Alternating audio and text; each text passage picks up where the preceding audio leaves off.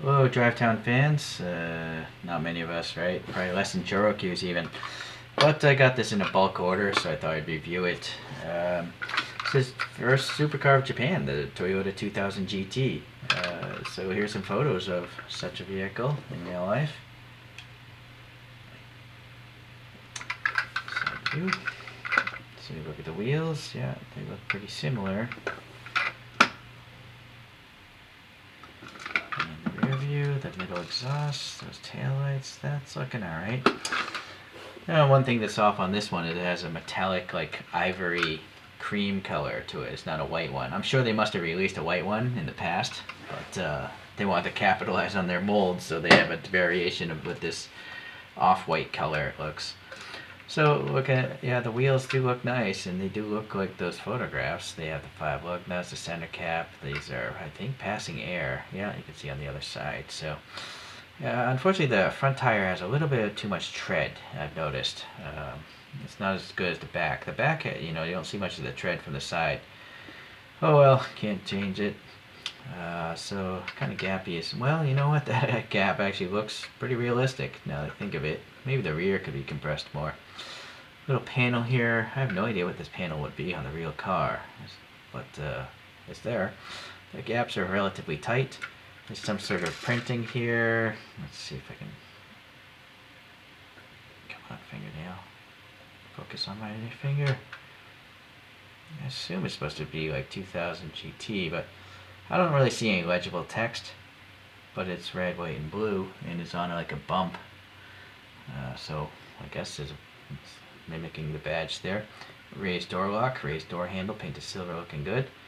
So the window and the molding here, they're all just painted black, but the molding's nice, it's raised and molded like that. I'm going to guess these must be the turn signals. It's very yellow. Clearly the images are orange. I'm not sure why they chose such a yellow paint when it should have been orange, but they did. Maybe there's some yellow they want to get rid of. And that's the bottom half, it looks like. Yeah, quite a parting line here.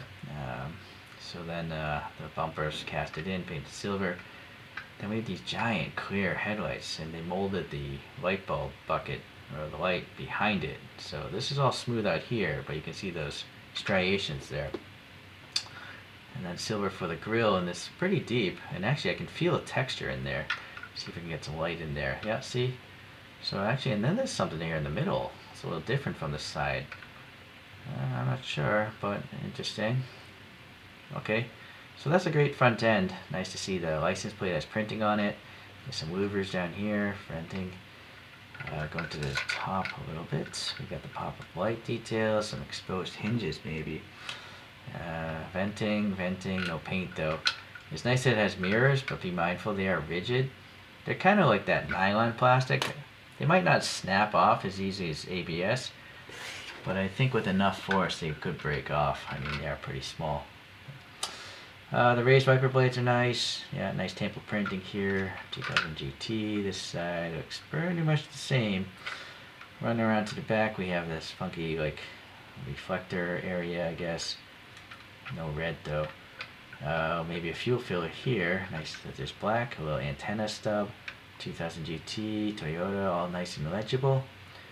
Little humps here for the heads of the passenger and driver. Then the rear taillights are pretty nicely molded, a little red. Yeah, that actually is a white light on the rear photo, so I guess that's pretty good. I wonder what the turn signals are. Maybe those are, or those are, but yeah, no red here. Nice to have a license plate. I'm not sure what the significance of that is. I wonder if that's like the James Bond car license plate. This looks like a tab. It's possible the bottom or something is tabbing into this, like a Chorokyu. Interesting. A little black on the exhaust tips there. I wish those were painted silver though. And the lock is bumped up here and it's painted silver. The bottom is, are there screws way down in there? Yeah, there's some screws way down in there you can't see, but yeah, there's 4 screws holding this together. Some undercarriage details, if that matters to you. The treads are okay looking, and then tells you what it is. Oddly, it doesn't say Toyota though. And then TTC 2001, so it's kind of an old toy now, but it's in good condition. So, alright, nice to have the first supercar of Japan in this funky deformed shape. Back out here. I'm not at home, so I don't have the rest of my collection. Granted, I didn't have much of a collection at home anyways. So here's a Fairlady Z by the brand here. Yeah, specific wheels molded to that one. And then my favorite here is my Ken Mary. So this is a nice red one. It's a red metallic. The metallic flakes are molded in here. And same with the blue. The metallic is part of the plastic, so I have to assume maybe this metallic ivory is part of the plastic. It's not painted. So this brand really does a good job with molding metallic plastics. None of these have weird swirl marks like you would find in the metallics of a Hot Wheels or like a Gundam model kit even. I mean, Bandai is supposed to be like the best plastics molding company, but their plastics that have metallic flake in them, so far in my experience, are pretty miserable. You know, you usually have to repaint them. But these, you don't have to paint because there's no weird swirls or weird artifacts in the mold process. So that's a really cool thing that this particular brand is doing, or has done. I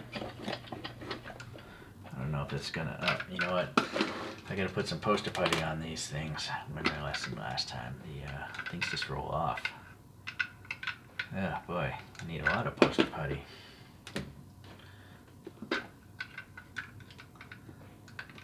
Just enough to keep it from rolling off the coaster. It's a little bit heavy for the solar spinner as well, so let me get a flashlight going on that thing. These solar spinners are not very good, but I don't know. I'm not gonna buy a motorized one in a temporary location. Anyways, yeah, again, another decent TTC. No major problems. I would have to say the quality control by this brand is very good too for toys. I mean, I wouldn't call these scale models, or I guess they're collectible, but they're definitely toys. But the quality and the fit and finish is very good. Much better than most 1/64 scale brands that have like misaligned this or that, or missing pieces entirely. Right, so alright, well anyways, I'll see you in the next TTC or Maruka Drive Town video. Bye.